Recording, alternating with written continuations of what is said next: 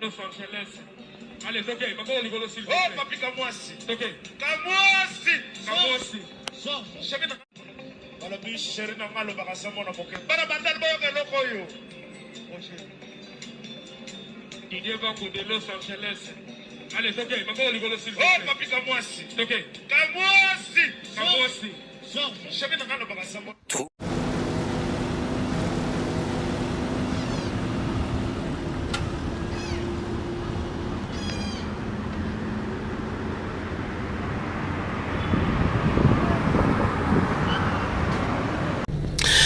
Enfin, la qualité a un nom. Espace Foura. Boya et Belé, venez nombreux. Organisation, sécurité, parking, barbecue, piscine, à gogo, à boire, à manger. Il y a tout. Les cadres idéaux pour vous. Chez Foura. Nous sommes situés sur l'avenue Petit Bois, numéro 1, derrière ASK, référence, station Ma Campagne, dans la commune de Ngaliema, nulle part ailleurs. Boya, sécurité, calme, piscine, anniversaire, retrait des deuils, mariage, tout ce que vous voulez. Ba événement nyonso, ba réunion, Boya mo pepe kitoko, kuluna awazalakate, piscine propre, espace pour la divertissement, kolia, komela, bozala, Boya malamu, awa, na espace Foura na Ma Campagne. Référence ASK. Nasimara ya ASK. Donc référence à Mounene. Station Ma Campagne. Tuna Petit Bois, numéro 1, awa. Oko sepela, ozongi calme, week-end, eleki kitoko, ba réunion, tout ce que vous voulez. Pour tout contact, 089 71 14 114. 089 71 14 114. Soyez les bienvenus à tous chez Foura. Manso Mazali, Kolia Kitoko, Komia Kitoko, Masanga Malili, Piscine Kitoko. Manso Mazali chez Foura. Okay. Mama S. Mama C. Kalamingi te. Woman. Love les aïeux.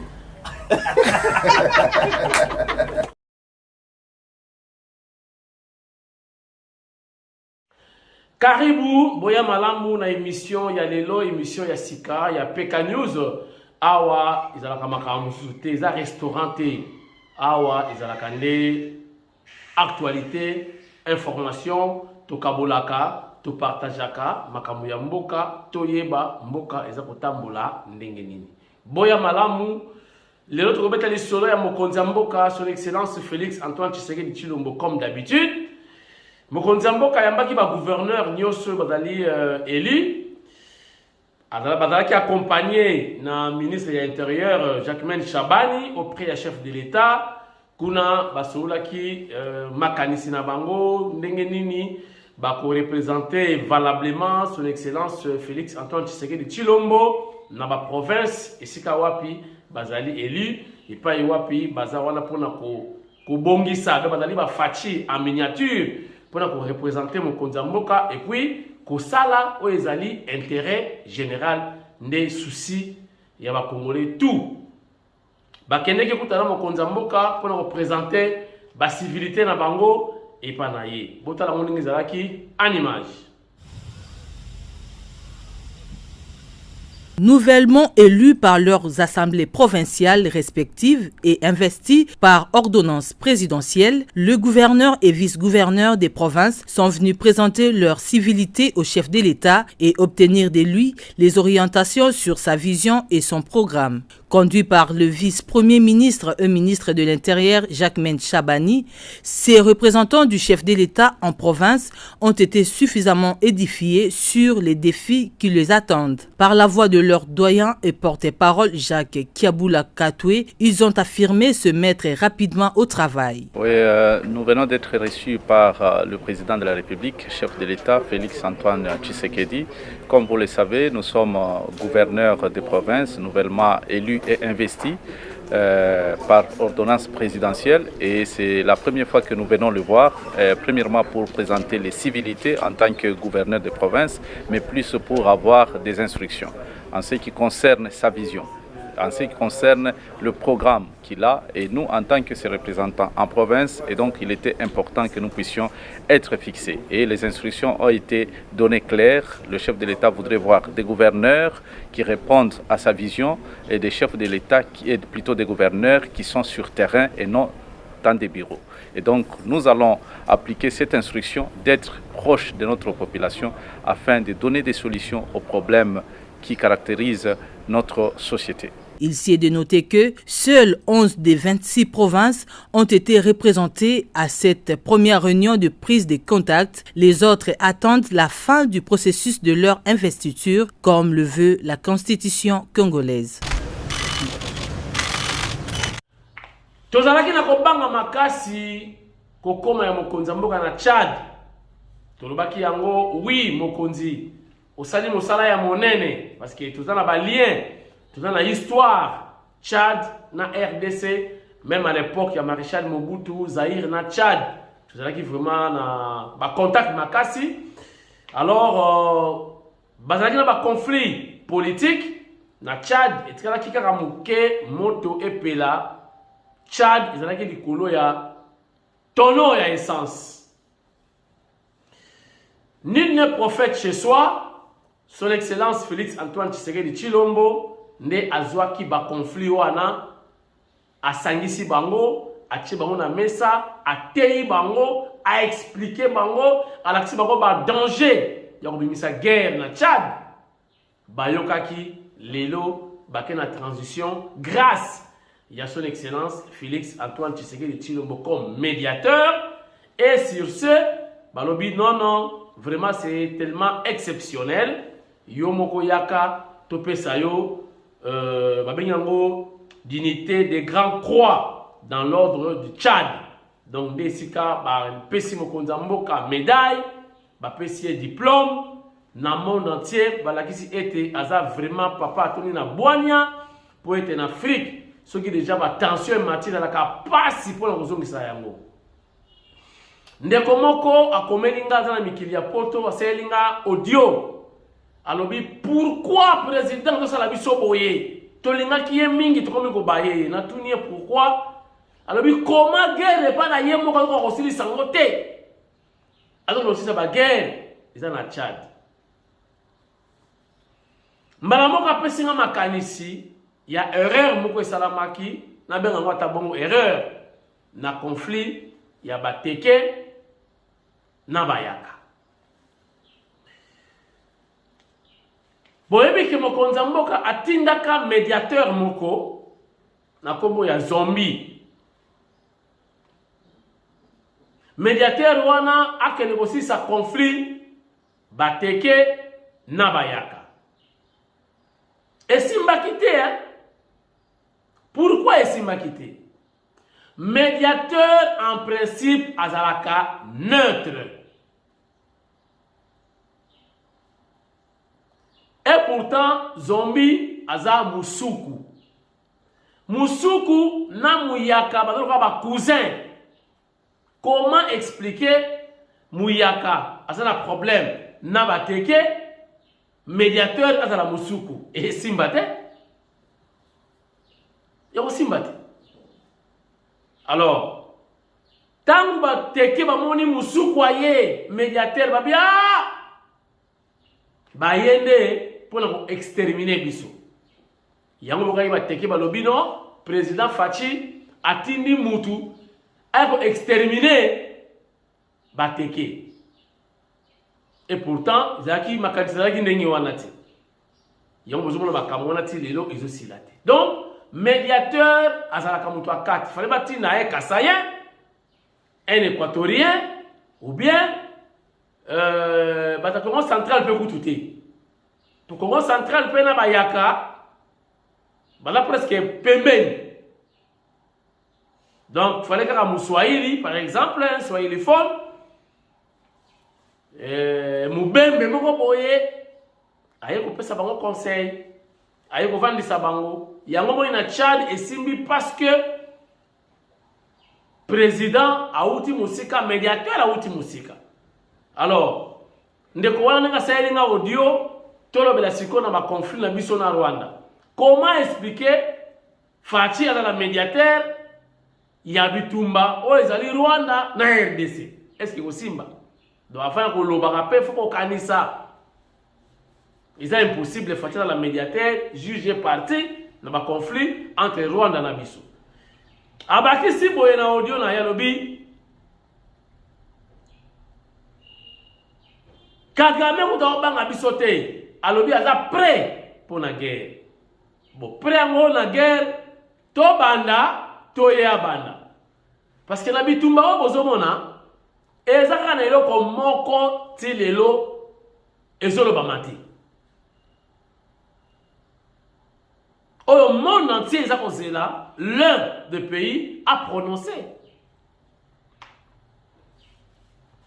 Fatia Mera a prononcé que tout ça la guerre na Rwanda. Mais on a bandé, ça a bandé comme une agression. Monde entier est là. Enfin, le Congo a agressé le Rwanda. Ba sanction est quoi? Même Kagame tia zolo bawana. So botuni awanga nakaka. Pourquoi awanga nakaka? Parce que ce qui a dit oui, na côté na Congo est comme une agression. Monde entier voulait dire et recondamner. Yangwandi makate. Bisope manqué président baki scarmouche mais alors côté. Alors côté na Rwanda officiellement parce que comme une agression. Par rapport à la charte, oui, yebani. Donc, on va agresser les pays voisins. Et c'est tout en Afrique. En dehors, il y a Israël. Bon, Israël a signé. Kuna bango, bamindele, ba considérer bango autrement que nous autres. Kuna wana ba sanction, koya malembe ya koluba, ba acte yati. Mais biso en Afrique, ba mona ka biso ndire ba makako kaka. Oh embargo. Voilà, c'est aussi ça. Voilà, chers internautes, Nana Bangaki, qui me konzamboka, a kenaye Tchadité. Mais dans la dimension, dans la maîtrise, il y a la réalité, toute la situation sécuritaire, ça s'est déroulé.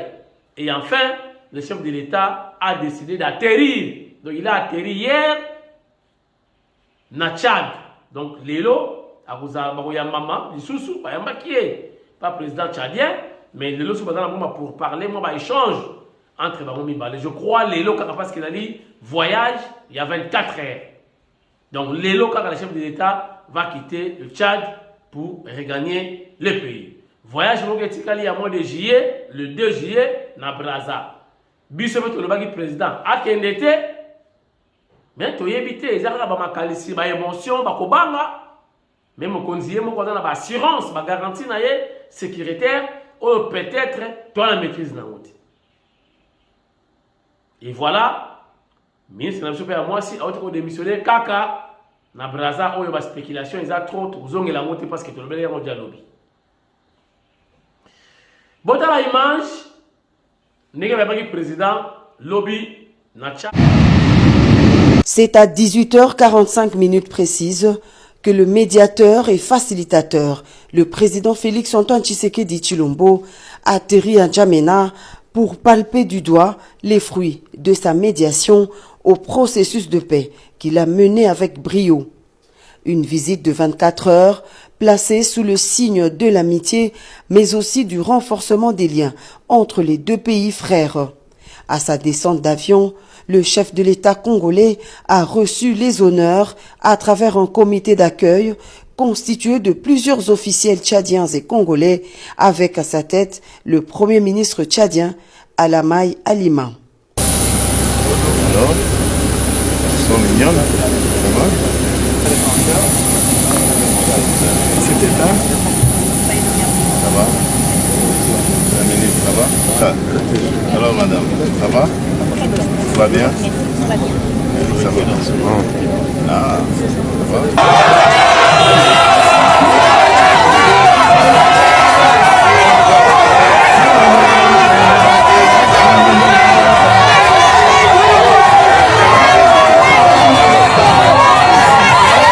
Quelques heures après l'arrivée, le chef de l'État et la délégation qui l'accompagne ont pris la direction du palais présidentiel tchadien. Ici, un dîner d'État est offert en son honneur par le président Mahamat Idriss Déby Itno. Une soirée mémorable au cours de laquelle le président Félix Tshisekedi a été élevé à la dignité de Grand Croix dans l'ordre national du Tchad.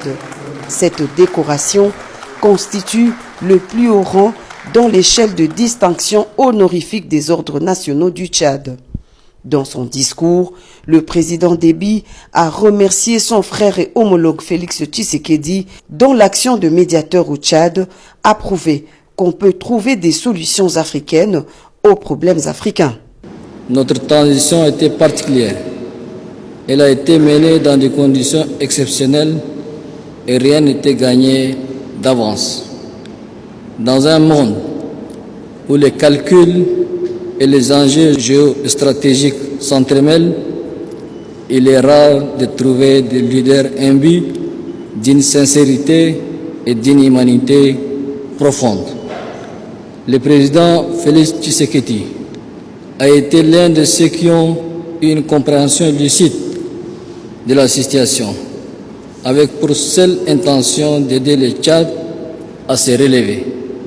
Chers frères, vous avez fait preuve d'une disponibilité sans pareille pour réunir les conditions permettant de conduire à bon port notre transition. Vous avez été plus qu'un facilitateur.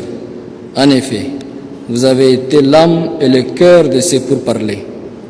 Votre capacité à écouter, à comprendre et à trouver des solutions là où d'autres voyaient des impasses nous a particulièrement marqués. Le processus de transition réussi du Tchad est un bel exemple de solidarité qui doit unir la sous-région d'Afrique centrale pour le bien-être de nos populations respectives. Dans son discours de circonstance, le président Félix Antoine Tshisekedi Tshilombo a également loué les efforts de tous les acteurs impliqués dans ce processus.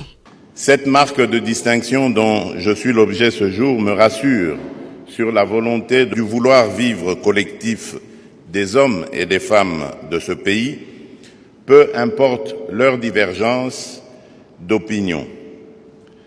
Elle incarne aussi l'engagement de la communauté économique des États d'Afrique centrale, la CEEAC en sigle, à œuvrer sans relâche pour le bien-être de nos peuples et la prospérité de notre région.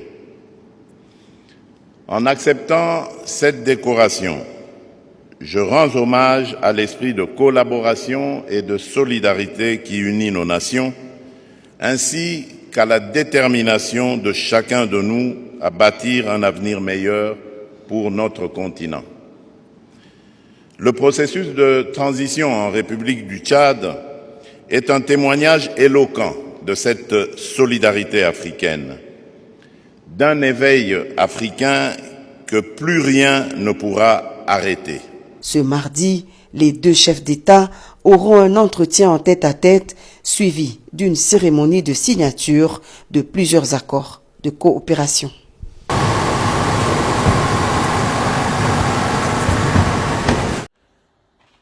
La police ekangi bandeko ya basi na mibali oyo balako bebisa mboka premièrement na ba nuisance sonore oyo bapekisaka mbala na mbala bayokaka te miziki makasi bana moye batanga malamu ezali te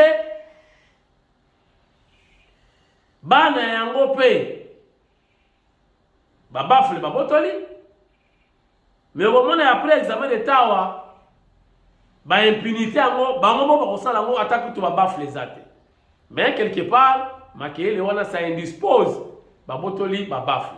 En dehors de ça, ba impunité, bar rebelle, ba terrasse rebelle, ba boîte rebelle et comment ba bakobina bilamba ezati.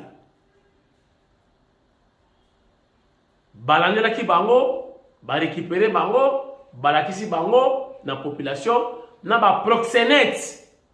Proxénète baza lokola ba coach. Ba boso benga ba mpesa ko ba manager. Bazo manager banda koute, bazo manager ba bilo roliate, mais bazo ko manager batu. Donc bato ba bomba ka bandumba, bazo teka bango moyena ba intérêt. Alors bakangi manager tala engambe mobali okanisa kenda ka Dubai. Zoka la manager ya bana basi. Sony, regardez. Au cours de l'opération menée cette nuit, les services de la police du commissariat provincial ont surpris. Et le résultat est très satisfaisant, d'autant plus que les gens que vous avez devant vous ont été interpellés sur base d'une plainte de la population ou qu'elle dérange. Et il y a donc ces plaintes-là. Et non seulement ça, il y a peu, le MINETA a donné injonction pour que nous puissions poursuivre toute personne qui se rendrait coupable de l'infraction de nuisance sonore et qui encouragerait d'une manière ou d'une autre les pratiques visant la dépravation des mœurs. Alors, vous avez suivi vous-même le week-end des publicités qui annonçaient « Soyez intimidés » signifie rien d'autre que des femmes que vous voyez là devant qui n'ont pas honte de se dénuder devant tout le monde moyennant 15 000 francs. Vous voyez les degrés qu'on enseigne aux enfants et aux citoyens de la capitale. Soucieux de cette action qui détruit l'humanité, qui détruit la jeunesse quinoise, qui détruit tout le monde, il fallait stopper cette hémorragie. C'est pourquoi cette opération de cette nuit, là, elles sont bien vêtues parce que la police est humanitaire et humaniste. Sinon, elles-mêmes n'en ont pas besoin. On les a trouvées nues comme Adam et Ève. Alors, la police les a vêtues pour ainsi les présenter et les déférer à qui de droit. Tous ces instruments qui sont là et les fameux DJ qu'on appelle, eux aussi ont été interpellés pour que eux aussi puissent répondre de leurs actes. La paix, c'est dans le calme qu'on peut réfléchir. Comment on peut inventer même une aiguille, même un vélo. Pourquoi pas une moto comme les autres. C'est pas dans les bruits qu'on peut faire des inventions. Les Quinois désormais doivent apprendre à vivre dans le calme. Il y a des temps, il y a des décibels pour la musique. C'est ce qui doit être respecté. Quand ça sort, ça devient un dérangement pour quelque corporation que ce soit, bar ou encore église ou toute autre organisation. Il faut respecter les droits des gens. La sécurité est un état d'esprit. Il n'y a pas longtemps, vous avez vu ces groupes de gens qui opèrent sous le label des forces du progrès. Ils se transforment en juges, en magistrats, en policiers, en gendarmes. Ils sont tout, hein. Ils ravissent, ils saisissent, ils auditionnent. Alors ceux-là, on a mis la main sur eux. Ils sont à 5. C'était dans une maison où ils sont allés déguerpir. Donc on va lui poser la question de savoir en quelle qualité était-il en train de le faire et c'est pourquoi ils sont là. Balobi toke bana vaccin moko baloko pesa bana vaccin wana bana bakokufa. Bon, c'est chaque année ba pesa ba vaccin contre le polio tout ça, mais il y aura toujours na bato badara contre ba vaccin wana parce que ba mindele ba moko ba sala ba vidéo oyo comme ko bima lelo. Ils ont ba stratégie ba kanga kala ndenge nini ba kosala ke biso to kansaka mingi te. Tout le monde peut savoir le vaccin, tout ça, mais quand on a ministre de la santé, au moins là, non, est-ce que tu as un temps vraiment pour vérifier le vaccin? Beaucoup de gens monde la pesa kambo ngoliate. Beaucoup de gens guerre, monde la soutenir binoté. Mais comment monde la kansaka ba na bino bazala malam? Ba ya kana vaccin. Ba chaka ba mbongo belé pour le vaccin. Pour ba na bazala bien. Vaccin, on fait les, là on fait les. Mais nzala, m'de la pirate. Oh, problème de scolarité, mbongo ezate. Mais pour le vaccin, c'est gratuit. Non, vacciner, c'est aimer. Est-ce que c'est vrai ça? Bana, bazokola, mayele, amoindri, cerveau. Et ça la bien te, moyen pour créer. Et ça te, bango bakanisaka tous les jours. Les blancs réfléchissent. Comment bisototika la kaka na se toko maloko la bango te taka bitumba toko maloko la bango te. Alors faut ko bomaka bana na biso appétit feu na ba vaccin o ya polio mu kolonini mutu mwinda ko sala vaccin te vacciner bana mindele mundela ndimango vaccin pene salami na kimpemba. Imaginez vaccin et salami na kimpemba bena kikosiluidi. Allez, yo bébé na mundele, o tu baba na mindele, vaccin et salami na bulungu. Boye bisaka mundele nini ya kondima tonga. O e salami na kabeya kamwanga, batu bango mindele. Tata ni na mundele ya kondima, azwa vaccin. Apesa mwana ye vaccin, o e salami na katakokombe. Mais biso, donc, ba polio, ba na bata na mayele, ba vaccin to boya kate, tout babana. Bana, donc, kelasi, asuki na DGI, tia kokufa. Ba invention ya makasi zate, ba na réflexion muke, ba téléphone ya bango, ba télévision ya bango, mituka ya bango. Biso, tozaka ba consommateur. Mais ba vidéo ici est bima. Toko sela bango ba vaccin, toko tuba bana na bango, toko kosa bango, et là pour nous protéger bango, mais là pour bana ba kan saka muke, ba suka na ba limite moko boy biso za la ka ba supérieur. Est-ce que tu as ba matériel adéquat, ba laboratoire pour nous analyser ba vaccin on a vraiment, on va pas ça biso ya ofele parce que vacciner c'est aimer. Ça c'est faux. Donc bon limwango, quand on a vaccin nous devons voyager encore dans la porte au mois de document Mukembo Zongisaye. C'est ça? Mais pour les vaccins, c'est ça aimer. Oh, on doit faire très attention.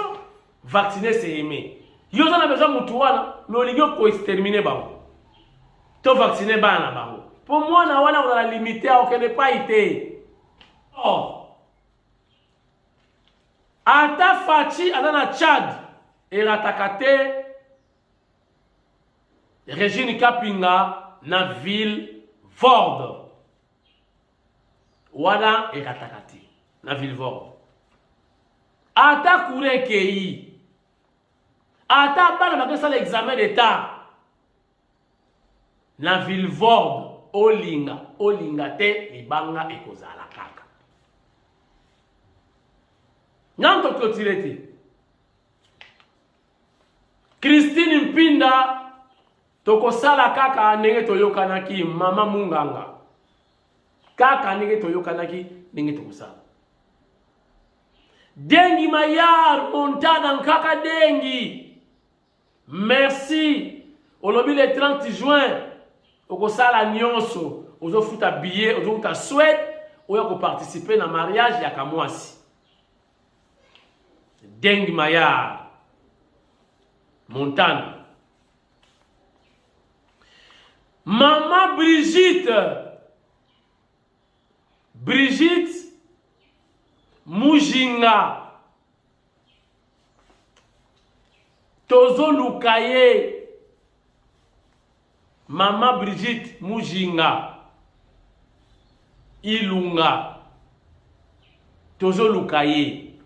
Bana na ye bazako Lukaye. Na pesibino musala ozala mbujimai. Yo bana ko lukaja maman Brigitte Mujinga Ilunga. Bana na ye bazako Lukaye ba tia enveloppe. Oyo komona maman Brigitte Mujinga Ilunga benganga na 0999 39 38 74 49. Baobe bazana Katanga. Bolukelanga maman Brigitte Mujinga Ilunga. Soki a monani eza réellement elle. Bobenganga ozwa cagnotte na yo, enveloppe, obanda commerce. Okena mwene dit, osome makayabu na oya bitoyo, oyeko teka na mbushima yo bani kop.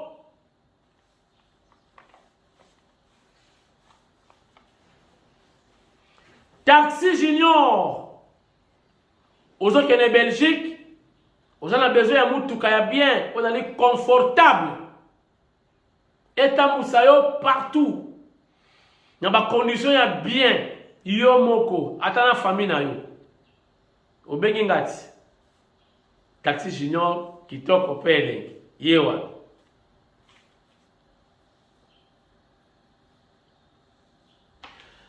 Tokosuki sa émission na message moko est très important. Écoutez. Tolinga te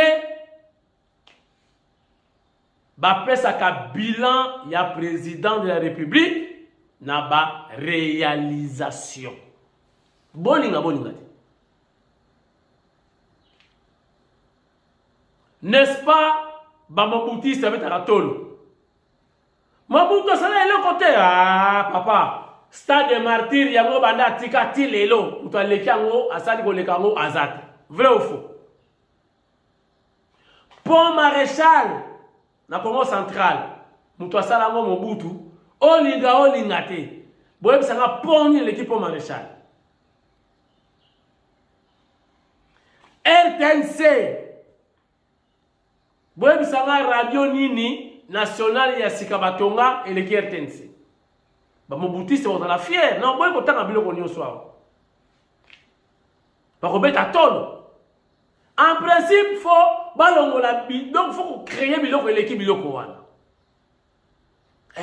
Bilan. Mais constamment on a sali par rapport ya Banzela. Malgré ministre yango facha azongi siye lisusu Gizaru azongi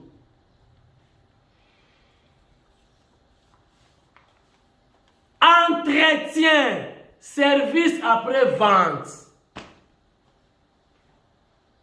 Kotonga c'est bon mais ce qui est entretien zate après quelques jours nyon se boukani est-ce que ton compte ça va bilan un président ton code ça monte c'est bokanisi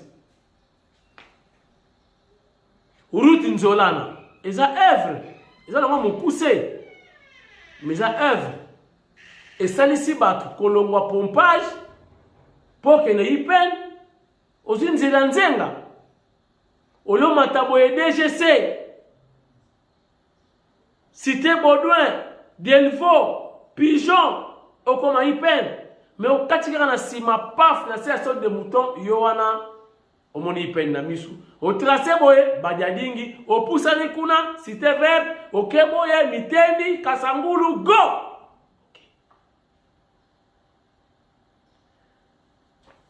mokonza mboka bongisa ki balabala munene ona bokasa je crois côté à aérodrome ya Ndolo mais allez voir.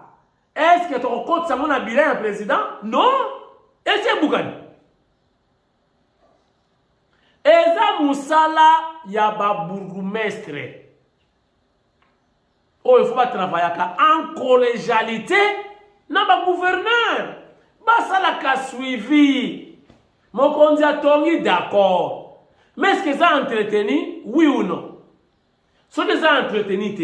Et Kobeba. L'homme te compte ça mon bilan T. Après, il n'a rien fait. Maintenant, sur le lancement, il y a un travaux, il y a un périphérique pour nous désengorger Kinshasa. Ce qui s'y va entretien zaté. Tout le monde me conduit à matin en chien, à ça dit go. D'accord. Mais ce qui suivi est zaté. Maintenant, c'est zaté. Ton compte c'est là pour un bilan T.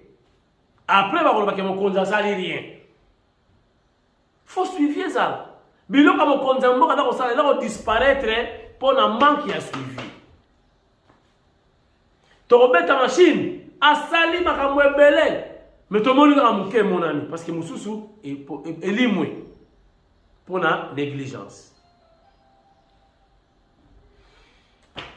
Ça n'est fini pour aujourd'hui. Pour ce matin, voulais-je dire, parce qu'il y aura d'autres vidéos cet après-midi. On a la mingi prédication. Pour nous dire banamboka parce que oui, politique est allée, faut tout le rappeler, mitema parce que vie est dans le temporaire et mais après ça, on kende wapi. Faut vous préparer l'au-delà nayo pendant que vous êtes encore vivant. Très important. Merci et à très bientôt.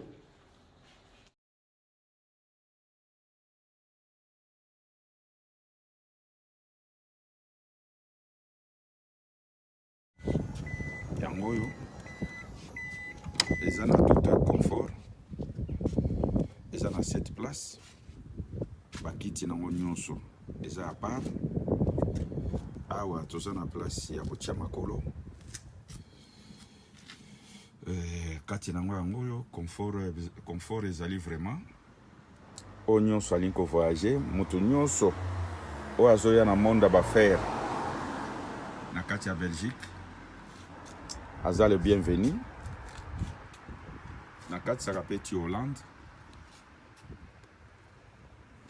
Donc moi partout au Lingi, au voyager na toute sécurité.